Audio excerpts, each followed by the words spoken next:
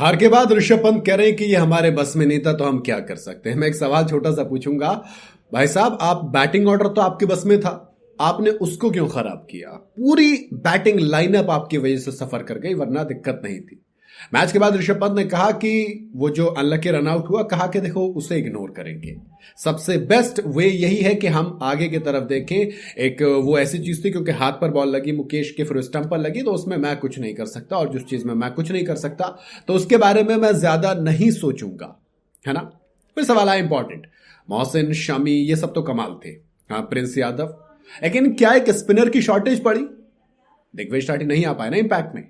तब पंत ने कहा कि देखो जिस तरीके से हमने बैटिंग की, जिस तरीके से पार्टनरशिप चल रही थी, अगर वो बड़ी हो जाती तो ये सब कुछ ठीक होता, लेकिन हम दिक्कत में आए। ऐसे में हमें एक ऐसा बैट्समैन चाहिए था जो बॉल कर सकता है। ऐसे में हमारे पास एक ऑप्शन था इंपैक्ट प्लेयर के तौर पर शहबाज, और हमने उसे लिया। बॉलिंग में हाउस ने 14 रन दे दिए, मारे नहीं थे 15 रन, तो कुछ खास हुआ नहीं। वो एक इंपॉर्टेंट हो सकता है। फिर कहा कि पूरन से पहले आपने आयुष बदोनी को भेज दिया, ये क्या बात थी? निकोलस पूरन जो नंबर 3 का बैटर था, उस पर क्या कहेंगे? कहा कि देखो आइडिया उसके पीछे बहुत सिंपल था, पूरन को मिडिल ओवर में चार्ज लेना था, आयुष बदोनी एक ऐसे में अच्छा था, Nicholas Pooran top order batting कर नहीं रहे हैं, मैं कर रहा हूं, तो जाहिर सी बात है आज नहीं तो कल ये चीज करनी थी उनको, और इसलिए यही फैसला लिया गया। मेरे हिसाब से गलत है, मेरे हिसाब से गलत फैसला था। खैर क्लियरली ऋषभ पंत ने कहा कि हम और ज्यादा लेफ्टी राइटी वाला जो ऑप्शन है उसे एक्सप्लोर करना चाहते हैं ताकि एक लेफ्ट आर्म स्पिनर आए, लेकिन अनफॉर्चुनेटली मैं जल्दी आउट हो गया जिसकी वजह से दिक्कत आई, और अगर मैं आउट नहीं होता तो अक्षर पटेल को एक ओवर और करना पड़ता, जिससे कि जो पावर प्ले में था हमारे पास एक अच्छा एज हो सकता था। बट मैं कह रहा हूं कि ईडन मार्करम, मिच मार्श दोनों राइट हैंड बैटर हैं, तो अभी लेफ्ट राइट आप कर रहे हो। फिर आयुष बदोनी, अगर आप आउट हुए थे तो फिर निकोलस पूरन क्यों नहीं आए? तब वो आ सकते थे नंबर 3 पर, मेरे हिसाब से आ सकते थे।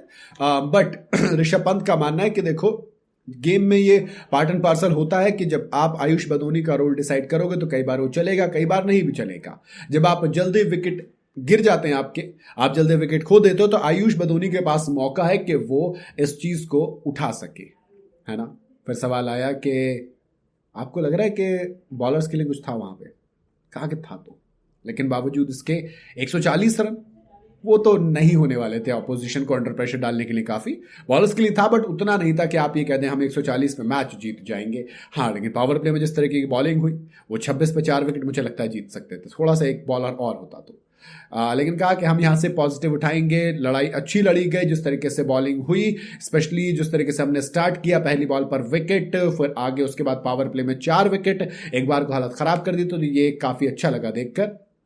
दूसरी चीज जो आई, कहा कि एक्स्ट्रा 20 रन दिया आपने, क्या कहना चाहेंगे उस पर? देखो क्या कहें, इस तरीके का विकेट है, उनकी तरफ से भी तो आए थे, तो उस पर ज्यादा ध्यान नहीं दूंगा। 140 रन है, हाँ वहां पर 20 रन बहुत ज्यादा हो जाते हैं। अगर आप 140 डिफेंड कर रहे हो, सिर्फ 20 रन एक्स्ट्रा दे देते तो ये बुरा लगेगा। नॉर्मल क्रिकेट खेलने में भी वैसे तो गलत लगता है, लेकिन 140 में तो और दिक्कत हो जाती है। बट अगेन मूव ऑन करेंगे, अगले गेम की तैयारी करेंगे। देखते हैं पंत साहब आप इस बैटिंग ऑर्डर के साथ कहां तक जाते हो। बाकी आप लोग बताइए अपनी राय कॉमेंट के अंदर।